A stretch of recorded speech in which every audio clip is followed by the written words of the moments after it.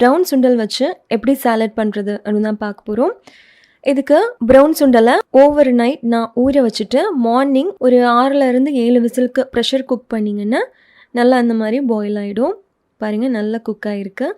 இந்த அளவுக்கு நல்லா குக் பண்ணிவிட்டு இது ஒரு 1/2 கப் இருக்கும். 1/2 கப் அளவுக்கு நான் எடுத்துருக்கிறேன். அதாவது உங்கள் கையில் ஒரு கை அளவுக்கு நீங்கள் நைட் ஊற வச்சிங்கன்னா கரெக்டாக இருக்கும். உங்கள் ஒருத்தருக்கு நான் சொல்கிறேன்.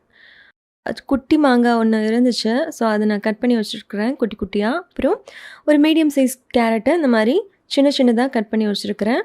கொஞ்சமாக மல்லி இலையும் புதினா இலையும் அதையும் குட்டி குட்டியாக கட் பண்ணி வச்சுருக்கிறேன். உங்களுக்கு விருப்பம் இருந்தால் இந்த மல்லியும் புதினாவும் சேர்த்துக்கோங்க. அது ஒரு ஃப்ளேவர்ஃபுல்லாக கொஞ்சம் இருக்கும். நான் மோஸ்ட்லி சேர்க்க மாட்டேன்.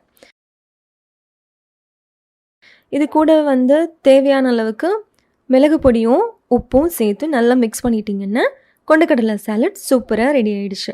நல்லா மிக்ஸ் பண்ணி நீங்கள் டின்னர் சாப்பிட போகிறீங்க அப்படின்னா ஒரு 6:30க்குள்ளே டின்னரை முடிச்சுருங்க. மேக்ஸிமம் 7க்குள்ளே முடிக்க பாருங்கள். மார்னிங் சாப்பிட போகிறீங்க அப்படின்னா 8:30க்குள்ளே பிரேக்ஃபாஸ்ட் கண்டிப்பாக முடிச்சுருங்க.